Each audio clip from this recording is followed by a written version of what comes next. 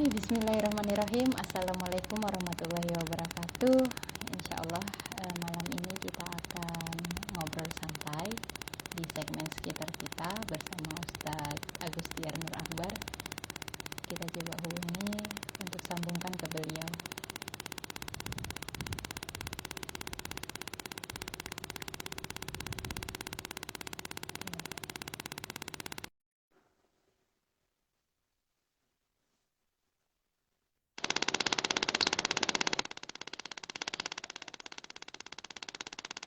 Alhamdulillah sudah tersambung. Bismillah, kita langsung buka Ustadz. Iya, boleh silakan. Alhamdulillah, bismillahirrahmanirrahim. Assalamualaikum warahmatullahi wabarakatuh. Alhamdulillah, alhamdulillahirabbil alamin, wassalatu wassalamu ala rasulillahil karim, nabiyina Muhammadin wa ala alihi wa sahbihi wa dzurriyyatihi wa ummatihi ila yaumiddin. Amma ba'du. Alhamdulillah teman-teman, malam ini kita ada di segmen sekitar kita. Oh, mohon maaf, ini terputus dengan Ustadz Tiar. Insya Allah kita akan segera sambungkan lagi. Insya Allah malam ini kita akan bahas mengenai parenting, pendidikan kebencian bersama Ustadz Tiar. Tadi kita sudah tersambung dengan Ustadz Tiar, namun terputus. Kita coba sambungkan lagi.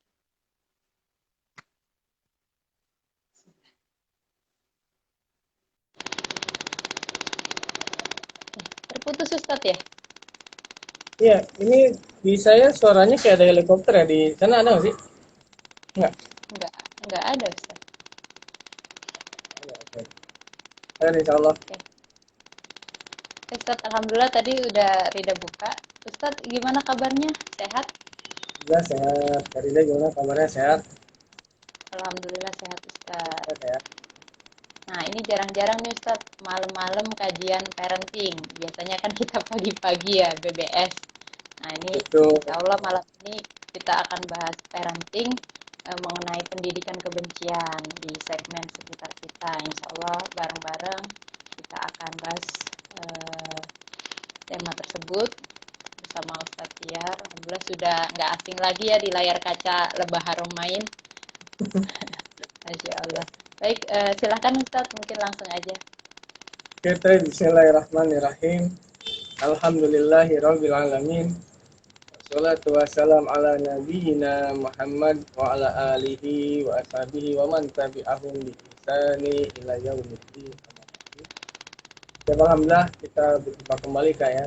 Seperti yang tadi saya sebutkan tadi, yang ini juga jarang-jarang dan berbeda dari sebelumnya, kita berjumpanya malam ya.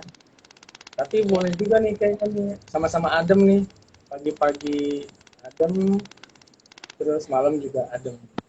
Jadi boleh nanti yang Sabtu pagi geser ke malam, boleh yang kita tambah aja lagi nanti waktunya. Jadi Sabtu Ahad dengan malam Minggu, malam Ahad. Oh, nanti kita buat rutin Ustadz ya. Boleh. Fair insya Allah. Baik, tema kita kali ini Karida, ini sangat menarik sebenarnya ya, yaitu tentang pendidikan kebencian. Nah, biasanya kalau kita bicara tentang pendidikan, apalagi pendidikan yang berbasis karakter,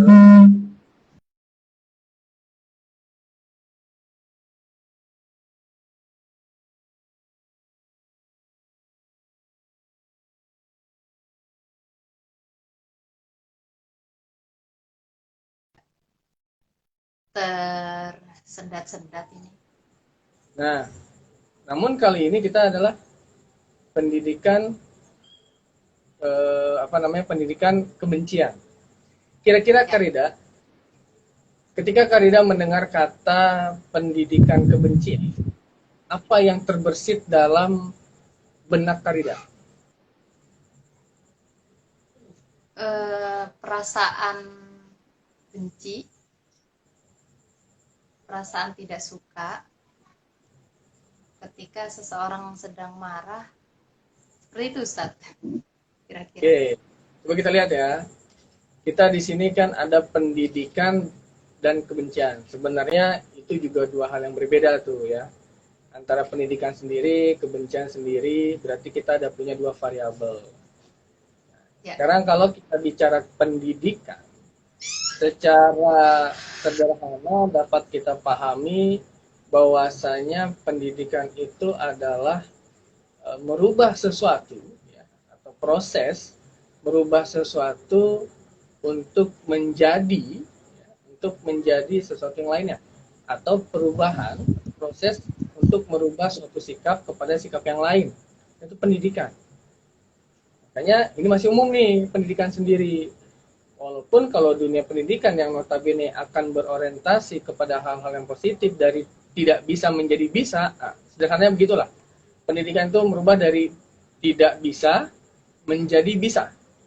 Pertanyaan besarnya dalam konteks kita pada malam ini adalah apa yang nggak bisa dan menjadi bisa itu menjadi apa? Nah, itu dia. Kan kalau secara umum ya, belum bisa menulis atau tidak bisa menulis menjadi bisa menulis, kan gitu. Nah, belum bisa mengerjakan sesuatu menjadi bisa mengerjakan sesuatu. Itu pendidikan tuh. Belum mengetahui sesuatu menjadi mengetahui sesuatu. Dalam konteks pelajaran, belum mengetahui tambah-tambahan, kurang-kurangan, bagi-bagian, kali-kalian dalam berhitung menjadi mengetahui itu semua. Oke. Itu adalah pendidikan. Karena ingat tadi poin kita adalah apa yang tidak bisa atau belum bisa menjadi bisa. Dan memang ini parenting ya, ilmu parenting itu biasanya akan ngebahas masalah anak, seputar anak. Dan kita kalau bicara dunia anak, itu sejatinya besar daripada yang dewasa. Makanya ada istilah begini, keakuan anak atau dari umur 0 misalkan sampai dia 7 lah, itu ada egosentris ya, yang merasa dirinya itu menjadi pusat perhatian semesta. Anak tuh berpikir begitu tuh, intinya ya gue banget. Keakuannya itu bukan sekedar keakuan hanya mau diakui, tapi benar-benar pokoknya dunia tidak ada di dunia ini kecuali dia. Itu menunjukkan bahwa besar kalau kita membahas seputar anak. Jadi emang kalau kita bahas ini kandidat nih, untuk ini aja, nih maaf nih goyang-goyang. Nah, kalau kita bahas ini aja misalkan, itu bisa berjilid-jilid tuh bukunya. Nah, kan kita waktu terbatas ya. Ya. Jadi pendidikan, begitulah konsep pendidikan. Nanti konseplah yang akan berbeda-beda. Dan memang menariknya ya Ustadz ya, pendidikan kebencian. Tadi sudah dijelaskan sedikit mengenai pendidikan itu sendiri. Artinya yang awalnya tidak bisa menjadi bisa. Ini artinya ada yang menarik nih Ustadz. Ada yang gimana ya, kalau pendidikan itu kan identiknya itu dengan positif yang kita dengar ya, pendidikan. Kita sekolah misalnya, terus kita mendapatkan pelajaran, kita mendapatkan ilmu, kan identiknya pendidikan itu positif ya, tapi ternyata ada pendidikan kebencian. Nah ini maksudnya gimana nih Ustaz? Apa awalnya dia nggak ada kebencian, terus tiba-tiba ada pendidikannya, maksudnya ada sesuatu hal yang menyebabkan dia bisa muncul rasa kebencian itu. Karida sebentar ya, sebelum saya lanjutkan, sebentar. Kinan, sapa Karida. Minta tolong ya sama saya. Coba sapa dulu Karidanya. Assalamualaikum. Waalaikumsalam. Mariam. Masya Allah. Anak soleh, anak soleha. Aku Kinan. Iya, Kinan. Oh iya, ada Kinan ya. Aku Mayang. Nah sekarang Abi mau ngomong. Kinan sama Mariam, Abi minta tolong boleh? Abi mau ngobrol sama Karida. Kinan sama Mariam tolong ke dalam dulu sebentar ya. Ya, nanti gantian, oke? Abi pinjam dulu. Panggil Umi. Oke, itu ya. Maaf ya, Karida, sama teman-teman yang lain. Ya, nggak apa-apa, Ustaz. Cocok sama tema kita, Ustaz. Parenting. Masya Allah. Anak saya, ya begitulah. Anak-anak. Oke, tapi begini. Waalaikumsalam, Kak Syahada, Kak Fatimah maksudnya. Iya. Kabar. Selamat bergabung nih untuk teman-teman. Rida mau sapa sebentar ya Ustaz ya. Ada Kak Amelia, terus ada Kak Eviana, Kak Fatima, Waalaikumsalam warahmatullahi wabarakatuh. Selamat bergabung, selamat menonton siaran langsungnya.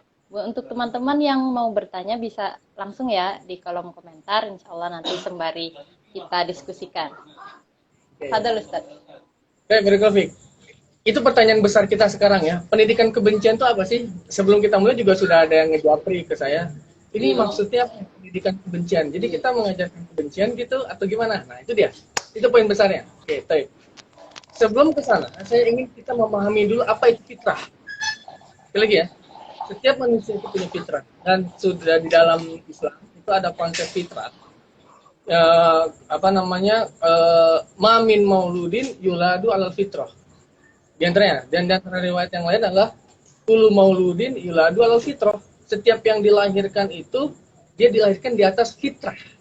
Udah jadi bahasa Arab nih, bahasa Arab nih. Fitrah dengan awalnya fitrah. Makanya sekali lagi kita nggak bisa di Indonesia itu dilepaskan dari bahasa Arab. Karena banyak serapannya. Ya Allah ya Rabbi ya Karim. Dan juga bukan bahasa radikalisme. Oke, fitrah ya. Nah, di dalam riwayat tersebut memang itu berbicara konteksnya, frasa selanjutnya adalah yang menjadikan anak itu berpaling dari fitrah itu adalah kedua orang tuanya. Dalam hal ini, dalam riwayat tersebut keimanan ya, yang menjadikan dia Yahudi, Majusi, Nasrani, itu adalah orang tuanya. Tapi kita tidak membahas hadis malam ini, karena itu panjang lagi kupasannya. Jadi kita ambil adalah fitrahnya. Oke, fitrah. Kalau kita melihat di KBBI, fitrah itu adalah watak, sifat, suci. Pertanyaannya adalah, apa fitrah manusia, Karida? Coba. Fitrah manusia. Oke, gini. Fitrah manusia itu tidak... Barakallahu. Fitrah manusia itu sebenarnya tak ubahnya seperti fitrah hewan. Kita ingat basic instinct ya. Fitrah hewan yang saya maksudkan sini adalah animal instinct. Itu ada hal-hal yang serupa. Contoh misalkan dari mulai memakan, reproduksi, terus bertahan diri, itu fitrah. Coba lihat, apakah ada hewan yang dia mempunyai sifat pembunuh? Sekali lagi ya, pembunuh atau sifat kejam. Semua hewan dia hanya mempunyai fitrah bertahan hidup. Ketika dia membunuh, memangsa, untuk apa? Apakah karena kepuasannya gitu? Misalkan seekor harimau dia ngebunuh karena kepuasan batiniah. Gua kalau nggak ngebunuh, nggak harimau banget lah pokoknya gitu. Ada nggak begitu kira-kira? Itu semua karena hanya untuk bertahan hidup. Dan bertahan hidup itu kan hal yang sangat sunatul dan alami. Oke? Saya hanya ingin mengatakan di sini, pada hewan sendiri tidak ada sifat kejam. Oke, sekali lagi. Tidak ada sifat aniaya. Ketika hewan apapun melakukan satu serangan atau tampak sebagai menyakiti atau bahkan membunuh, itu hanya ada beberapa kemungkinan. Satu, bertahan hidup, melindungi diri sendiri, melindungi dari ancaman. Atau juga ya dengan cara dia mencari makan misalkan, atau menganggap kita itu musuhnya, makanya dia akhirnya menyerang. Tapi kan tidak ada niat membunuh. Maksudnya membunuh dengan kejam gitu ya, dengan karena faktor kepuasan. Apalagi dibayar. Ya, pembunuh bayaran ya, itu hanya ada di manusia tuh, canggih itu. Itu hewan. Dan kita punya sifat-sifat seperti itu. Contoh, untuk ketika kita kecil, memang di sini banyak pendapat tentang fitrah. Mas Kinan mau apa? Mau ikut ngobrol. Kalau Mas Kinan mau ikut ngobrol, banyak baca dulu. Nanti ngobrol. Sekarang boleh Abi ngobrol sama Karida? Boleh. Boleh? Nah, sekarang salam Karida terus Kinan masuk ke dalam. Boleh? Salam. Salam kita. Nah, makasih ya. Makasih. Taib. Oke, Taib. Oke, insya Allah. Lupa saya. Gimana tadi ya? Fitrah. Insting hewan. Oke, insting hewan ya. Oh, ini manusia. Oke, saya tanya, ketika manusia lahir, apa yang dibawanya, fitrahnya? bertahan hidup, ya makanya dia mulai mencari ASI, ya kan? Itu bertahan hidup dong. Memakan, maksudnya mengkonsumsi sesuatu itu dia bertahan hidup. Terus fitrahnya juga mulai dari indera-indera perasanya. Indera-indera maksud saya kayak seperti telinga, pendengaran, penglihatan. Itu kan semua fitrah tuh. Dan fitrah kasih sayang. Tuh, bagaimana bisa seorang bayi punya fitrah kasih sayang? Coba lihat. Seorang bayi ketika mendapatkan sesuatu yang ada kesan atau ada muatan negatif atau kekerasan, dia akan terasa. Maka dia tidak akan nyaman. Terutama ibunya. Ketika misalkan ibunya dalam kondisi emosional yang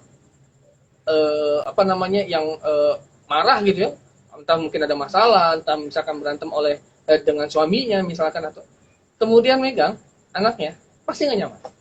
Coba aja, atau siapapun itu nggak nyaman. Kasusnya tanggung saya jauh-jauh lah. Saya misalkan suatu saat saya pernah ngeruqyah sih waktu itu judulnya ya, ngeruqyah. Nah, ternyata tanpa saya sadari ada energi-energi negatif yang terbawa oleh saya. Dan jadi memang ada emosi yang menyelimuti juga. Bahkan waktu itu saya sempat sering berantem dengan istri ya. Dan baru sadar setelahnya, oh ini mungkin ada hubungannya dengan waktu saya ngeruqyah. Tapi ini ada pembahasan lain. Tapi yang saya ingin katakan di sini adalah energi positif negatif itu dirasakan oleh anak saya yang paling kecil. Saat itu masih balita, Maryam, yang tadi itu. Maryam itu ketika digendong oleh saya nggak pernah mau. Dia selalu menangis. Sampai ibu saya bilang, gimana mau digendong sama kamu, katanya. Mukanya jadi lihat nggak enak. Saya baru tersadar, oh. Jadi karena energi negatif itu, setiap saya pulang ke rumah itu bawaannya emosi. Nah, cerita gitu. Itu satu. Terus kemudian, sebenarnya juga di dalam kandungan, anak itu sudah mendapatkan pendidikan kandidat. Nah, ini juga panjang penjelasannya, pembahasannya. Pendidikan anak ketika dalam kandungan. Tapi poin yang ingin saya katakan di sini adalah ada fitrah yang bekerja di situ. Fitrah itu berarti kita pahami dulu ya, kita sepakati ya, adalah karakter, sifat asli bawaan yang dia diinstalnya bukan oleh siapa-siapa, tapi sudah oleh Allah itu diinstal. Nih ya, aplikasi bawaan manusia yang Allah berikan. Itu fitrah. Ya biar bahasa kekinian lah ya, ada aplikasi gitu. Coba lihat, ada nggak anak yang dia marah-marah di dalam perut ibunya? Ada nggak anak yang tiba-tiba dia jadi seorang janin yang punya tabiat pembenci gitu? Atau ada nggak anak yang ketika, jangan kan janin lah, ketika lahir 0 sampai usia misalkan 2 tahun ya, karena dulu ada nggak anak yang dia punya sifat nggak suka sama orang? Coba, ada anak kecil misalkan ngeliat orang terus dia benci gitu? Nggak ada kan? Nggak ada. Karena sifat manusia itu adalah Ar-Rahman, Ar-Rahim, yang Allah turunkan, Maha Pengasih, Penyayang. Makanya nanti coba bayi, ya bayi. Kenapa tadi saya katakan bayi itu kita ketika bayi itu merasa tidak nyaman dengan energi yang negatif tadi, atau ketika kita dalam keadaan marah misalkan ibunya marah, karena itu bukan sifat, itu sifat yang asing bagi bayi, itu dia sifat yang asing karena sejatinya dia adalah sifatnya penyayang. Oke, itu fitrahnya ya. Berjalan kemudian anak ini mendapatkan label bandel. Nah, label bandel ya. Saya ingin mengatakan hal yang membuat anak mempunyai jiwa pembenci, karakter pembenci, atau karakter, kita sebutlah ya, karakter setan lah, misalkan karakter yang tidak manusiawi, pembenci, pemarah misalkan, itu faktornya 2. Internal, eksternal sih dua-duanya sebenarnya. Tapi oke, internal, eksternal. Internal itu dari setan. Minal jinnati wan nas. Setan. Karena fitrah kita lahir itu, kita tidak ada setan di dalamnya. setanlah yang kemudian merasuki, kata kalau dalam surat Ar-Rum ya, ini surat Ar-Rum ayat 30 dikatakan, auzubillahi fatratallahi, apa katanya? Fatratallahi alaiha. Aduh, saya lupa ya ayatnya nih, maaf nih. Tapi saya ingat terjemahnya, Allah menjadikan manusia itu di atas fitrah dan tidak akan merubahnya. La tabdil li khalqillah. Kalau tidak salah begitu. Tapi nanti tolong dicek ya, kaidah surat Ar-Rum ayat 30. Jadi dalam surat Ar-Rum ayat 30 ini Allah menjelaskan bahwasanya Allah menciptakan manusia di atas fitrahnya dan dia tidak akan membelokkannya. Tetapi setanlah yang kemudian yang membelokkan fitrah-fitrah itu. Dan disinilah setan yang menjadikan manusia itu mempunyai sifat seperti mereka, pembunuh. Mana ada manusia membunuh untuk kebutuhan makan? Karena dia bisa makan dengan cara yang lain kan? Ada manusia, oke lah kalau untuk bertahan diri itu bisa lah ya, tapi yang paling parahnya itu adalah manusia membunuh untuk kepuasan. Seliar-liarnya hewan yang tadi kita bahas, mereka tidak pernah ada kepuasan karena kebutuhan. Tapi manusia itu kepuasan. Ya kalau kita mau plesetkan ya kan kebutuhan juga. Tapi sejauh apa kebutuhan kita mendapatkan kepuasan itu? Kan kita nggak langsung mati itu misalkan. Nah, itu dia. Oke, jadi yang mengajarkan kebencian kepada kita adalah setan. Yang kedua adalah kita sendiri. Dalam hal ini orang tua lah yang mengajarkan kebencian kepada anak. Itu guru pertama. Anak tidak belajar banyak hal kecuali dari orang tuanya. Anak ya, berarti usianya dari 0, anggaplah dari 0 sampai 5. Itu anak belajar banyak hal dari orang tuanya. Loh, kita kan nggak ngajarin. Emang kita ngajarin, nah kamu itu nanti kalau udah dewasa harus benci orang ya. Ya enggak. Tapi contoh misalkan ketika suami istri bertengkar, anaknya dianggapnya basi bayi gitu ya, bertengkar dekat anaknya, itu sudah dapat pelajaran tuh, pelajaran yang sangat banyak buat si anak. Tapi kan dia nggak paham, kata siapa anak tidak paham. Dan parahnya kasus seperti ini tuh banyak, parahnya banyak. Kemudian kasus lain misalkan ya, yang lebih parah nih, kalau misalkan orang tua bercerai, pisah. Nanti masing-masing akan saling begini. Bapak lu udah mati. Nah, coba. Anak tahu apa? Kemarahan ibunya dilampiaskan ke anak. Dia belajar lagi tuh. Atau yang sama anaknya. Udah, jangan bilang sama ibu. Ibu udah nggak ada, ibumu tuh jahat. Itu pelajaran yang berharga, dalam tanda kutip ya berharga maksudnya. Terus kemudian misalkan lebih jauhnya lagi, ketika yang sering tidak disadari oleh kita adalah ketika kita memarahinya gini ya, kita suka berdalih orang tua, marah itu karena sayang. Tapi kita hampir tidak pernah mengakui marah kita itu karena sebel. Kesel. Oke lah kalau marah karena sayang itu udah tidak bisa diperdebatkan lah. Tapi marah karena kesel. Nah ini kerasa banget lah. Apalagi kalau kita lagi asik. Jadinya tiba-tiba misalkan, berantakan tuh, ada piring jatuh atau ada berantakan. Berisik banget sih berantakan. Itu marah karena sayang apa karena sebel? Emang ngeliat apa? HP. Sebel. Berarti kita sudah mengajarkan untuk membenci. Anak kan jadi bingung, gue salah apa? Karena dia belum paham. Kita bicara 0 sampai 5 ya. Atau ketika anaknya nggak bisa diem. Aduh, anak saya tuh, saya belajar banget.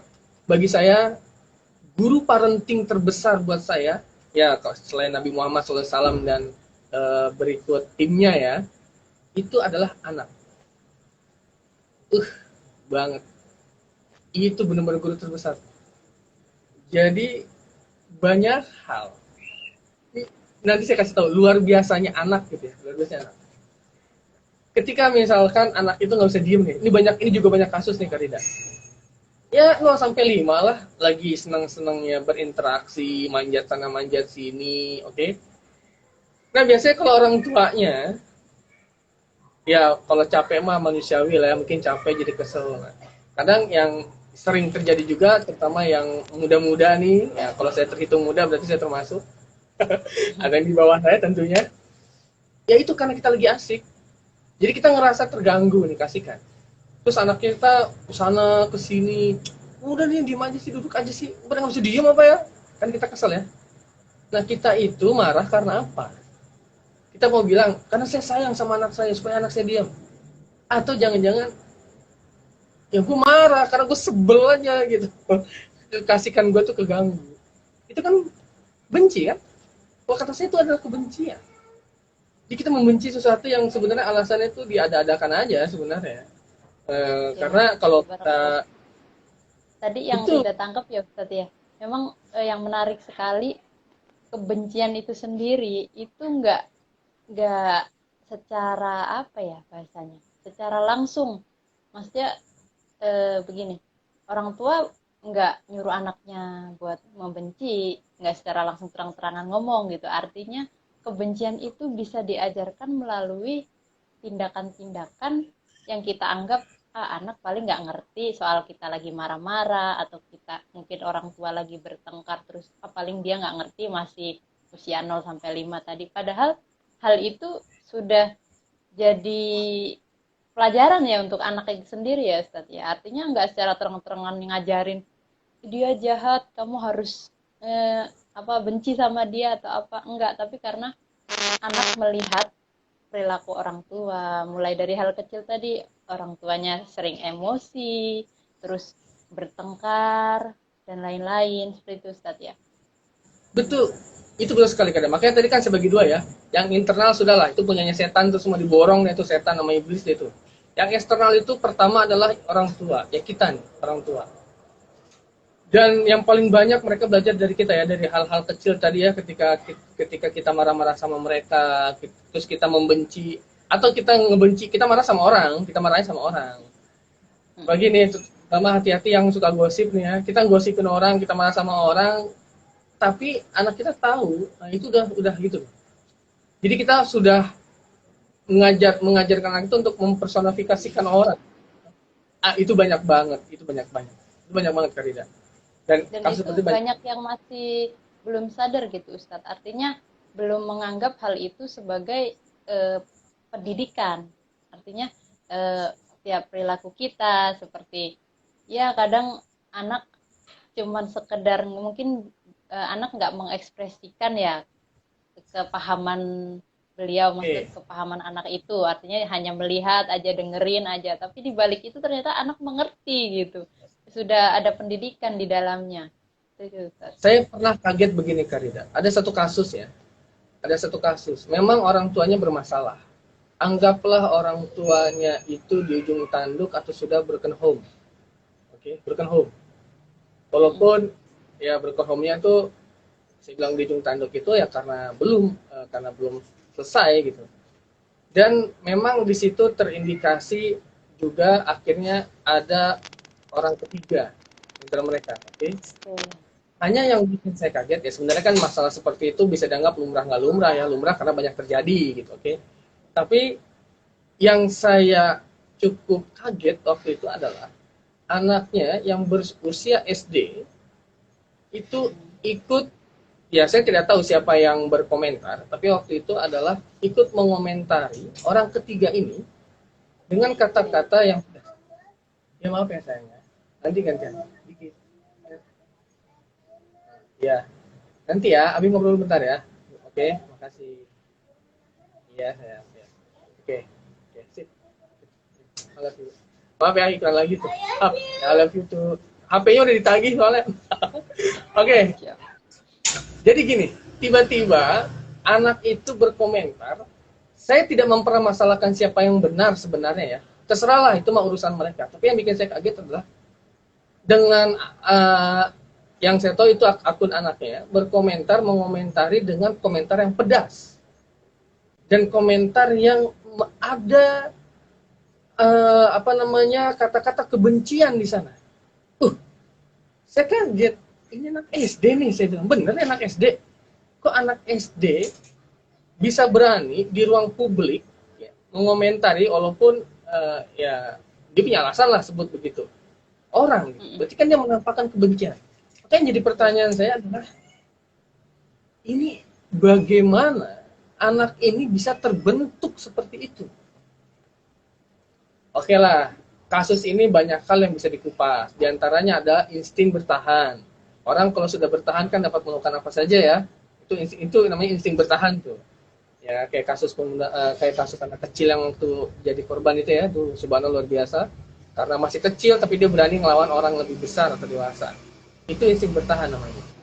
Tapi yang saya ingin garis bawahi di sini adalah ketika dia berani menggunakan kata-kata yang cukup kasar menurut saya. Berarti apa yang diberikan atau apa yang terjadi di sekeliling ibunya, orang tuanya. Dan saya yakinlah nggak ada orang tua yang mau dia katakan telah mengajarkan hal yang buruk sama anaknya, apalagi kebencian ya. Tapi tadi dia tanpa sadar, mungkin orang tuanya curhat ke anaknya misalkan ya, masih kecil. Masalahnya curhatnya itu kadang juga sudah ada tendensi, wah bapak kamu begini-begini sama orang itu tuh begitu misalkan. Atau ibu kamu begini-begini sama si orang itu. Jadi kan si anak tuh merekam. Tapi yang direkam itu yang masuk adalah hanya aura-aura kebencian. Yang lebih parah adalah akhirnya, gimana kalau misalkan dia sampai membenci orang tuanya? Mau orang membenci ibunya sendiri, membenci ayahnya sendiri. Dan ini juga banyak kasus yang akhirnya disinetronkan sama Indosiar berjilid-jilid nggak beres. Ya, itu tuh pendidikan kebencian juga tuh. Pendidikan, ya Allah kata saya. Nggak kebayang gimana hal-hal seperti itu. Makanya gini ya, sebenarnya konsep ini ada dalam Islam, tapi saya sering menemukannya di masyarakat Barat. Saya sering berapa kali juga saya pernah mencontohkan ketika mereka berpisah, bercerai, apapun alasannya, ya, mereka ya karena saya belum pernah tinggal di sana ya, hanya ngelihat di televisi misalkan, berusaha mencoba memberikan pada tempatnya loh, ya gimana pun juga dia tetap bapak lo, gimana pun juga dia tetap ibu lo, ya gitu. Jadi itu tuh anak bisa memposisikannya. Gak usah ada, ya walaupun ya sangat mungkin di sana juga ada yang seperti kita memberikan kebencian, itu juga sudah jelas lah. Tapi harusnya maksud saya, itu kan konsep punya kita orang Muslim. Harusnya kita dong yang paling dulu mengamalkan dan kita paling paham betul tentang konsep kasih sayang, memposisikan anak. Ya, mungkin pertanyaan besarnya adalah ini jadi muncul pertanyaan nih Ustadz mengenai kasus yang tadi Ustadz jelaskan ya. Misalkan kedua orang tua bercerai.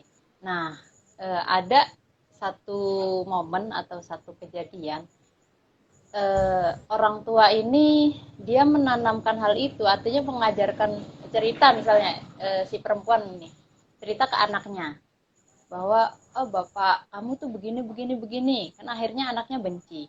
Nah ketika perempuan ini mengajarkan seperti itu, maksudnya curhat kasarnya ya, curhat, terus anak merekam, akhirnya benci kepada bapaknya misalnya. Nah di situ ada juga yang menganggap begini Ustadz, si perempuan ini atau istri ini dia mencoba untuk mencari dukungan, artinya bisa nggak sih kayak gitu Ustadz, artinya curhat ke anak, artinya biar didukung, biar akhirnya anak tuh condong ke dia gitu, seperti itu. Kalau kayak gitu ya, gimana Ustadz? Itu fakta dan realita, dan saya katakan itu ya manusiawi lah, bagian dari animal instinct saya bilang, atau basic instinct, karena dia untuk bertahan, dia mencari dukungan, mencari pembenaran apa yang diyakininya ya. Dalam hal ini kasus dia ya. Namun ya, kalau bicara masalah benar atau salah, ya satu itu fitrah, tapi saya lebih senang bukan benar atau salah, bijak tidak bijak. Ya karena nggak ada orang yang mau disalahin kan ya. Tapi bagi saya itu dia tidak bijak. Makanya saya pernah, kita ingat waktu pembahasan tentang perceraian sebagai dari pintu darurat. Nah, saya katakan kan, kalau mereka yang akhirnya memilih untuk berpisah, ya, dan mereka masih punya rasa manusiawi, dan akal serta hati yang sehat, maka mereka tidak mengorbankan anaknya sebagai dampak dari perceraian mereka. Ya, pisah bisa aja, jangan bawa anak. Kalau mau yang bagus justru memberi bagaimana caranya agar anak ini dia tercover, tidak terkena dampak yang buruk, yang besar dari perceraian mereka. Harusnya begitu. Sayangnya tidak. Nah, kasus yang Kak Rida bilang tadi itu banyak kasusnya. Jadinya anak membenci ayahnya kan, atau sebaliknya lah, anak membenci ibunya dengan kasus yang berbeda. Ya, itu kasusnya juga ya mirip-mirip tipis seperti yang saya bilang tadi. Udah gitu diperparah lagi, Kak Rida.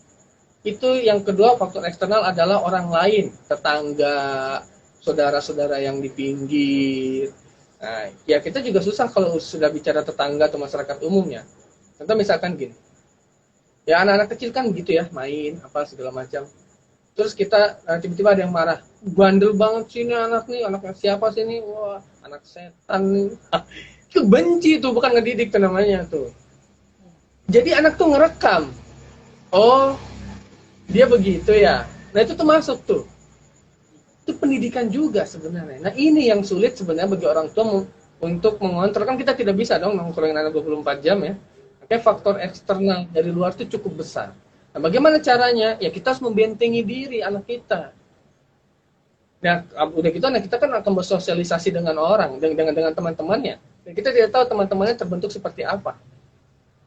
Ada kasus, subhanallah, anak umur 7 tahun membunuh, ngebakar. Itu kasus di Amerika. Tahun berapa ya? Itu kasus di Amerika tuh. Terus ada anak umur 7 tahun perempuan. Itu kisah nyata dan jadi buku psikologi yang saat itu bestseller saya baca ya. Itu gurunya yang nulis tuh. Itu anak 7 tahun punya sifat dia emosionalnya tidak, kalau udah ngamuk gitu, ngamuknya enggak. Ternyata kasusnya apa tidak? Yang perempuan dia mendapatkan pelecehan seksual sejak kecil. Dari umur 6 tahun atau 5 tahun. Dia belajar. Yang membunuh anak laki-laki yang ngebunuh temannya, ngebakar, bukan ngebunuh aja, dibakar temannya. Itu kenapa? Karena ternyata orang tuanya bukan saja broken home, tapi juga menyiksa anaknya. Nah, ini juga sering terjadi ketika kita marah sama anak, tangan dong. Saya akui, saya juga kadang, saya sering mencubit. Gitu. Saat itu, sekarang alhamdulillah sudah mulai saya kurang-kurangin tuh begitu. Pelepasan saya tidak bisa hindari lah. Nah, tapi adalah bagaimana cara ketika itu terjadi sudah pelepasan nih, kita marah, cubit, ya Allah, saya pernah gini nih, ini makanya saya bilang luar biasanya anak. Saya tanya sama anak saya, Kinan, yang barusan tadi, Kinan, Abi baik apa jahat? Jahat. Saya dibilang begitu sama anak, nggak nyes, Abi jahat. Kenapa Abi jahat? Abi suka marah-marah mulu. Coba, nangis saya, Masya Allah, di situ saya terus, ya Allah. Akhirnya saya peluk, saya minta maaf. Saya mulai belajar deh. Saya belajar, ya setiap marah, awalnya pertama setiap marah saya minta maaf, minta maaf. Sekarang mulai berubah. Kalau mau marah, walaupun dia ngapain aja, tanya dulu, ada apa? Kenapa? Itu gitu. Ya kalaupun akhirnya kelepasan juga, apalagi kalau anak udah 7 sekian itu mereka kritis. Ya, itu juga luar biasa. Di masa-masa 7 ke sana itu juga mereka belajar cepat juga dan mereka bisa menafsirkan dengan kepolosannya, ya, apa yang kita lakukan itu bisa tertanam sedemikian rupa sampai dia dewasa loh.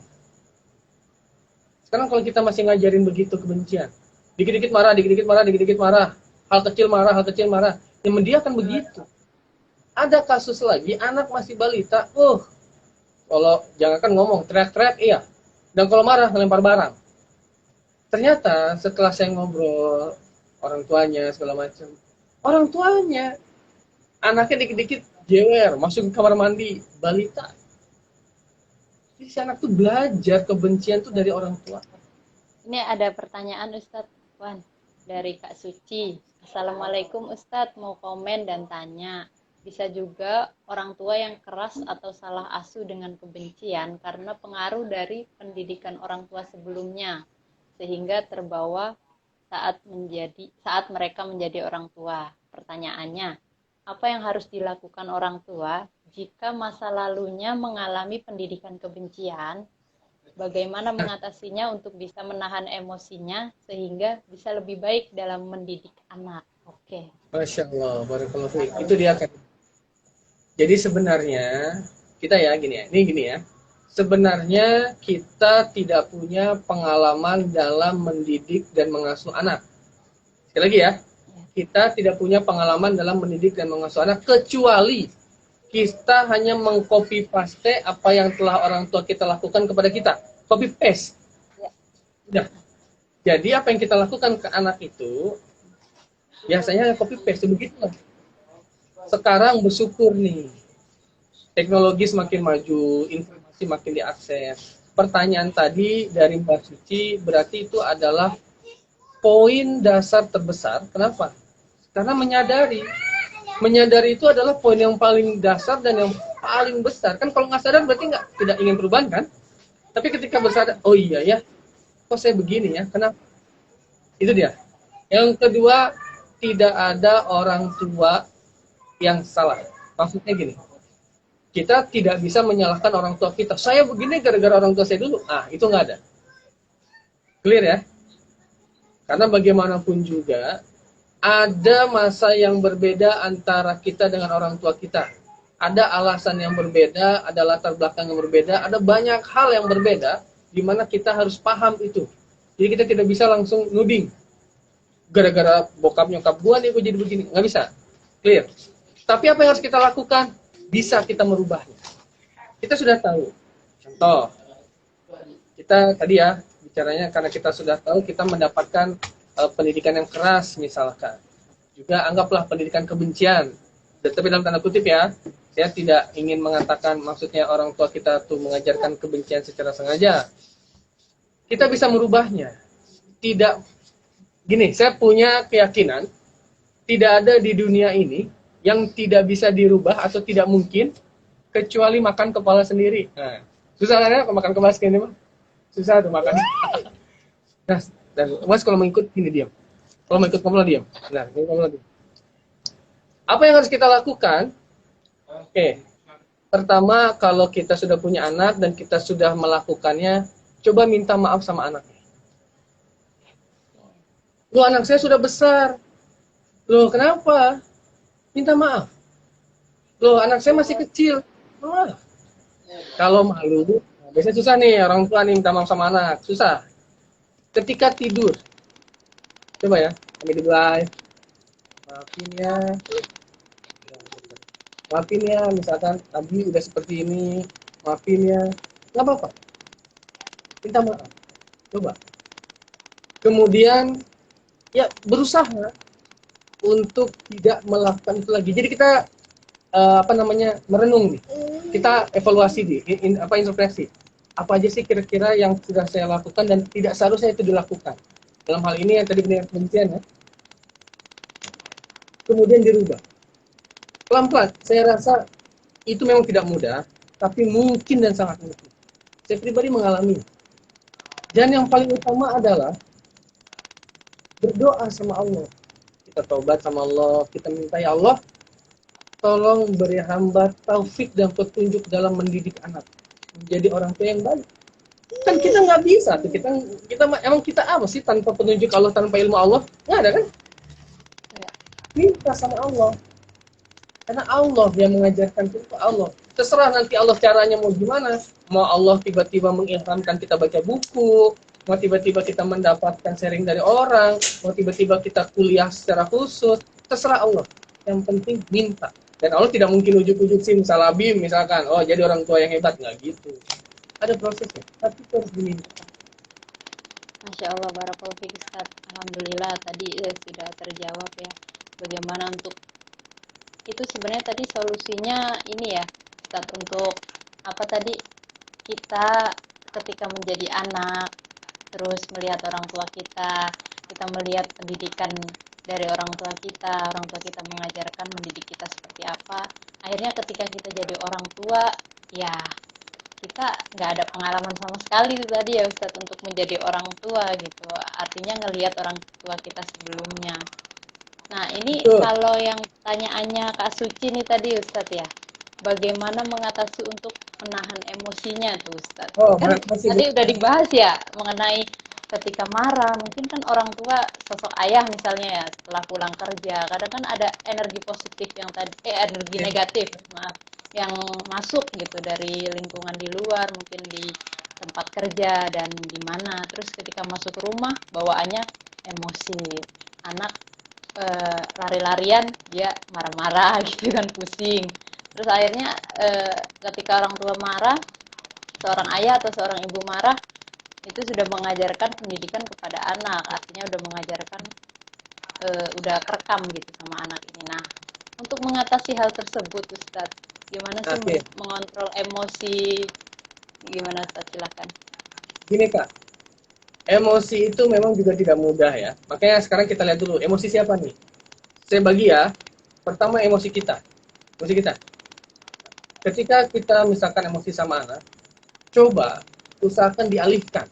Ya kalau kita ngelihat hadis ya, kalau kita lagi marah, maka duduk, kalau kita berdiri. Kalau masih marah juga, marahnya pergi ambil wudhu. Ambil wudhu. Masih marah juga, tiduran, masih marah juga, ke mall aja, jalan. Nah, maksud saya begini, alihkan. Kalau kita marahnya sama anak, kita cari pengalihan. Istighfar tuh ya, astagfirullahaladzim. Artinya untuk anak tuh, astagfirullah. Istighfar. Terus pergi, dari situ pergi. Jangan anak jangan kita jangan anak, udah pergi.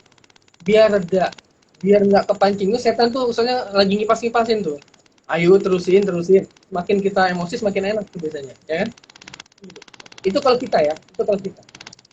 Dan diatur. Oke, emosi itu bisa diatur, Pak. Ada latihannya, ada.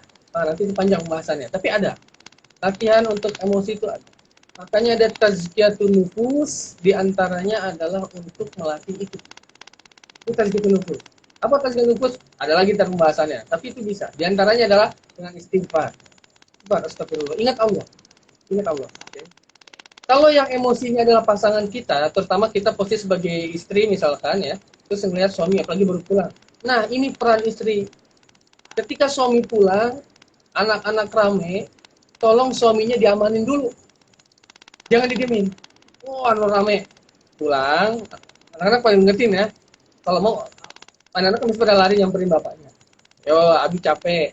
Udah, ayo Abi capek. Salim aja salim. Bawain tasnya pada tas. Kalau perlu bukain sepatunya, pas kakinya dah. Pisahin, amanin bapaknya dulu. Kita nggak tahu itu suami kita. Ya suami ibu-ibu lah ya. Kan bukan suami saya. Suami itu dari luar tuh ngalamin apa? Mungkin dia berantem di jalan sama orang, mungkin dia hampir jatuh, mungkin dia hampir ketabrak, mungkin dia kesel. Wah, setan tuh bilang, suruh duduk dulu. Ayo Bi, cuci tangan dulu, cuci kaki. Mau minum apa? Diamanin, ditenangin dulu. Kalaupun dia memang lagi emosi, udah kelihatan emosi nih. Emosi tuh. Amanin. Anak-anaknya diamanin. Itu peran istri. Ya begitu juga suami ketika melihat istrinya emosi, ya, langsung diamanin. Makanya kita kalau ngeliat pasangan kita marah sama anak ya, ada cara yang baik dan ada cara yang kurang tepat. Yang kurang tepat itu kita langsung gini, jangan marahin anaknya, orang anaknya nggak salah. Itu kurang tepat, Karida. Jadi nanti anak tuh merasa, banyak lagi tuh indikasinya kalau begitu tuh, yang berpengaruh kepada karakter tuh. Nah, tapi gimana? Coba diingatkan baik-baik. Dan di hadapan anak juga, kita tidak terlihat saling bertentangan. Ya, sabar ya. Sabar ya. Kenapa sabar? Dipisahin, dilerai. Ya, tapi kita mesti pasang, ini nggak bisa sendiri kalau begini, dia harus berdua. Yang satu jadi api, yang satu harus jadi air. Jangan dua-dua jadi api. Bapaknya udah marah-marah, ibunya ikut marah-marah lagi tuh. Kamu ini gini. Ibunya ngikut. Bener, nggak nuruti kamu. Wah, itu anak udah stres. Yang satu jadi api, yang lain harus jadi air. Kalau saya begitu. Jadi anak itu tahu dia nanti harus berlindung kemana. Jangan sampai ketika dia besar, dia tidak ada tempat berlindung. Yang ada kalau perempuan dia akan cari perlindungan dengan laki-laki lain. Dia nggak percaya sama orang tua. Tapi kalau misalkan dia yang perempuan ya sama bapaknya, sebutlah sama bapaknya kesel, dia masih punya tempat berlindung ibunya. Dia nggak nyari orang. Makanya harus disepakati. Masya Allah, barakallahu fiik, Ustaz. Memang Jadi luar biasa sekali ya selama poinnya mendidik anak seperti itu. Artinya padahal banyak juga ya Ustadz ya. Maksudnya kejadian-kejadian ketika dalam rumah tangga, apalagi rumah tangga nih.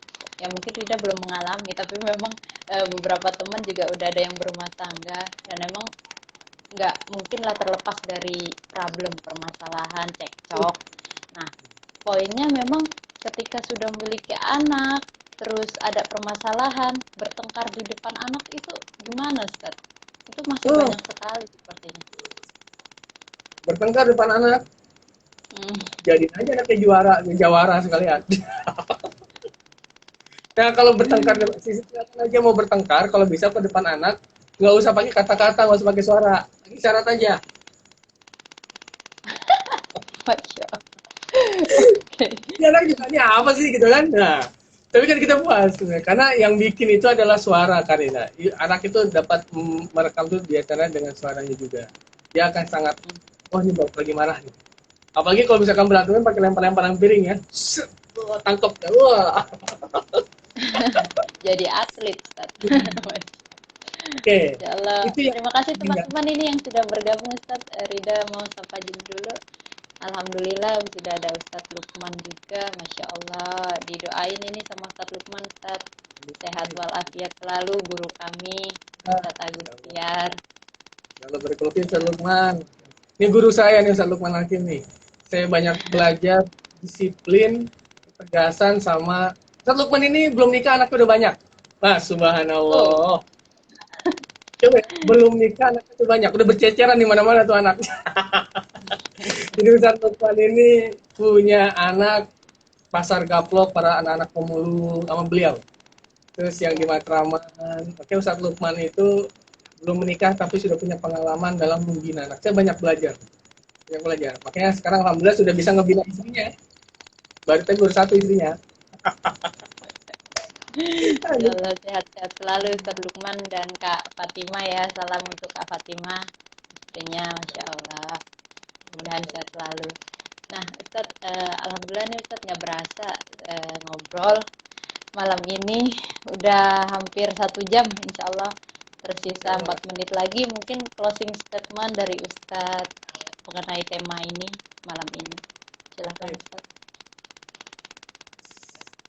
Closing statement ya. Iya. Untuk menjadi orang tua yang terbaik, maka didiklah anak sesuai dengan fitrahnya. Kalau dia sesuai dengan fitrahnya, dalam keyakinan kita fitrah itu Allah yang berikan, maka kita tidak akan keluar dari jalurnya.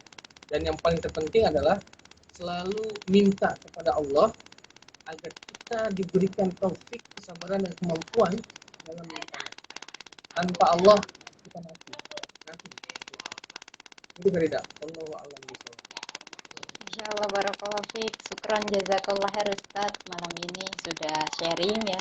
Alhamdulillah teman-teman, terima kasih juga yang sudah bergabung dari awal sampai akhir. Alhamdulillah banyak yang mengikuti. Terima kasih juga Kak Suci pertanyaannya.